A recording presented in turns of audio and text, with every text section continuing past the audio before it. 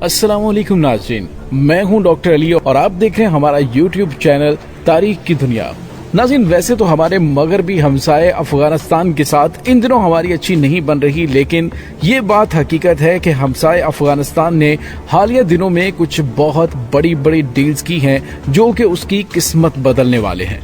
अफगानिस्तान के अंदर कुछ ऐसे बड़े बड़े प्रोजेक्ट शुरू हुए हैं जो कि अफगानिस्तान को मुकम्मल तौर पर तब्दील करके रख देंगे। नाज़रीन, इंटरनेशनल मीडिया पर आपने खबर देखी होगी जिसके बारे में पता चला कि चाइना ने अफगान तालिबान के साथ एक ऑयल डील की है। नाज़रीन, फौरी तौर पे आपके जहन में एक सवाल पैदा हो सकता है कि मेगा ऑयल एक्सट्रैक्शन डील और वो अफगान तालिबान ने चाइना के साथ की, तो क्या वाकई अफगानिस्तान के अंदर इतनी बड़ी मिकदार में तेल मौजूद है?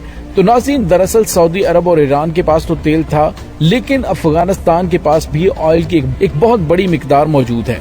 न सिर्फ अफगानिस्तान बल्कि पाकिस्तान में भी मौजूद है, अगर पाकिस्तान के हुक्मरान पाकिस्तान से मुखलिस हों। नाज़रीन, बताया ये जा रहा है कि अफगानिस्तान के अंदर ऑयल के बहुत सारे रिजर्व्स मौजूद हैं और नाज़रीन, चाइना वहां पर ऑयल की ड्रिलिंग करना चाहता है और अफगानिस्तान से ये ऑयल निकाल कर उनको भी फायदा देगा और खुद भी फायदा लेगा।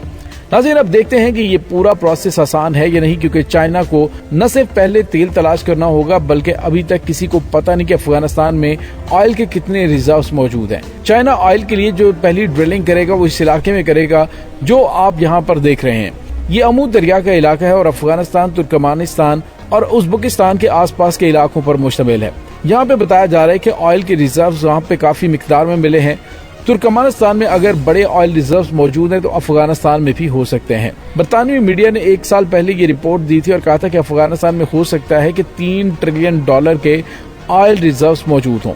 ये भी मुमकिन है कि इतना ऑयल यहाँ पे हो सकता है और जो भी ऑयल हो ये दरियाए अम्मू के आसपास ही होगा। तो चाइना की कंपनियां यहाँ पर ऑयल निकालने के लिए ड्रिलिंग करेंगी। नाज़रीन, अगर वकान कॉरिडोर के जरिए चाइना ये तेल लेकर जाता है तो इसको ये तेल बहुत सस्ता पड़ेगा। तालिबान के साथ चाइनीज कंपनी की डील ये हुई है कि जो भी प्रोडक्शन होगी, जो भी तेल निकलेगा, उसकी प्राइस का जो 15% होगा ये तालिबान को मिलेगा। तालिबान को करना ये है कि वो सिक्योरिटी प्रोवाइड करेंगे, चाइनीज वर्कर्स को तहफ़्फ़ुज़ देंगे और कंपनियों के लोगों को ये पूरा प्रोजेक्ट कंप्लीट करने में मदद देंगे। और तालिबान के लिए वैसे ये डील बहुत ज्यादा जबरदस्त है, क्योंकि जब से अफगानिस्तान में तालिबान की हुकूमत आई है तो तब से लेकर अब तक अमेरिका और दीगर ममालिक की जानिब से पाबंदियां लगाई जा रही हैं, इन्वेस्टमेंट नहीं दी जा रही। चाइना पहला मुल्क है जो कि ये मेगा इन्वेस्टमेंट लेकर आया है। यानी आप ये कह सकते हैं कि अमेरिका और यूरोप की जानिब से जो पाबंदियां अफगानिस्तान पर लगाई जा रही हैं, तालिबान को चाइना की जानिब से वही तमाम चीजें प्रोवाइड करने की पेशकश की जा रही है। नाज़रीन, अगर आप देखें तो अफगानिस्तान चूंकि एक बड़ा मुल्क है, आबादी के लिहाज से ये 4 करोड़ की आबादी पर मुश्तमिल है। 4 करोड़ लोग कम नहीं होते हैं। उनकी वेलफेयर, उनके लिए स्कीम्स और एजुकेशन के लिए कहीं न कहीं से तालिबान को पैसा चाहिए। ये पैसा तालिबान को कहीं से नहीं आ रहा, ना ही वर्ल्ड बैंक, ना ही IMF और ना ही कोई लोन उनको मिल रहा है। कुछ न कुछ एड मिल रही है। ये चाइना की डील आप यूं कह लें कि तालिबान के लिए बहुत ज्यादा इंपॉर्टेंट है, क्योंकि न सिर्फ इस डील से चाइना के मिलियंस ऑफ डॉलर की इन्वेस्टमेंट होगी, बल्कि बताया जा रहा है कि $150 मिलियन चाइना यहाँ पे इन्वेस्ट करेगा और अफगानिस्तान में हर साल ये इन्वेस्टमेंट बढ़ती जाएगी। इसके अलावा 3000 के करीब अफगान शहरियों को रोजगार भी मिलेगा, क्योंकि सारे वर्कर्स चाइना से नहीं आ पाएंगे बल्कि यहीं से अफगानिस्तान के वर्कर्स होंगे, उन्हें नौकरी पे लगाया जाएगा। नाज़रीन, अब आप यहाँ पे कहेंगे इसका मतलब ये है कि अफगानिस्तान की गवर्नमेंट को चाइना ने रिकॉग्नाइज कर लिया है, तो इसका जवाब नहीं है, क्योंकि चाइना बहुत स्मार्ट करता है। जो भी ऑब्जेक्टिव आप यूज करना चाहें आप यूज कर सकते हैं, लेकिन चाइना ने बहुत ही स्मार्टली नेगोशिएशन हासिल की है और ये लोग तालिबान की हुकूमत को एक्सेप्ट नहीं कर रहे, क्योंकि जब तक आलमी सतह पर इनको तस्लीम नहीं किया जाता उस वक्त तक का उनका कुछ पता नहीं है। कल को अमेरिका में कोई बड़ा दहशतगर्दी का हमला हो जाता है या फिर अमेरिकी गवर्नमेंट आ जाती है तो कहते हैं कि तालिबान ने ये किया है। इसी वजह से चाइना ये खतरा मोल नहीं ले रहा। पहले की चाइना और अमेरिका के दरमियान सर्द जंग चली आ रही है। लेकिन नाज़रीन, आपको साथ ही साथ ये बताएं कि तेल निकालने के हवाले से ये डील साइन कर ली गई है अफगानिस्तान के साथ। चाइना की ये पहली कोशिश नहीं है। अफगानिस्तान के रिसोर्सेज को एक्सप्लोइट करने की इससे पहले भी कोशिशें हो चुकी हैं। इससे पहले 2011 या 2012 के आसपास के इरा में चाइना ने ये कोशिश की कि अफगानिस्तान से ये लोग कॉपर निकालें, क्योंकि अफगानिस्तान में कॉपर के बड़े जखायर मौजूद हैं। उन्होंने एक फैक्ट्री भी वहाँ पे लगाई थी और 9 साल तक वहाँ पे काम किया था। उस इलाके के वर्कर्स बेसिकली काम पे नहीं आ रहे थे अफगान तालिबान के खौफ की वजह से और अमरीकी फौज के हमलों की वजह से। अगर माजी के मामलात को देखा जाए तो चाइना पहले ही यहाँ पे नुकसान कर चुका है। अफगानिस्तान में एक बार फिर ये हिम्मत करके कोशिश की जा रही है कि जो प्रोजेक्ट ये शुरू किया गया है, उम्मीद की जा रही है क्योंकि अफगान तालिबान को इस वक्त अशद जरूरत है तो वो इस प्रोजेक्ट को हर हाल में कामयाब बनवाएंगे। नाज़रीन, यहाँ पे आपको ये बताते चलें कि चाइना और अफगान तालिबान की जो डील हुई है, जो 15% वाली डील है, इसमें तालिबान को 15% मिलेगा और ये डील 25 साल तक चलने वाली है।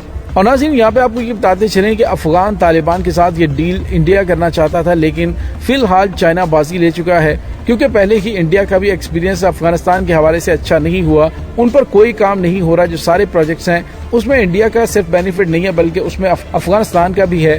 कई सड़कें, कई स्कूल्स, कई वाटर प्यूरिफिकेशन फैसिलिटीज और इसके अलावा अफगानिस्तान के लोगों के हवाले से, उनकी भलाई के हवाले से भी कुछ प्रोजेक्ट्स हैं। लेकिन इसके साथ ही भारत की नजरें अफगानिस्तान के आयरन, कॉपर और लिथियम के जखायर पर थी, लेकिन चाइना ने फायदा उठा लिया है। नाज़रीन, यहाँ पे आपको ये बताते चलें कि बहुत सारी माइंस ऐसी हैं जिनका अफगानिस्तान में भारत को ठेका दिया गया था, लेकिन भारत ने उसको अभी तक छुआ तक नहीं है।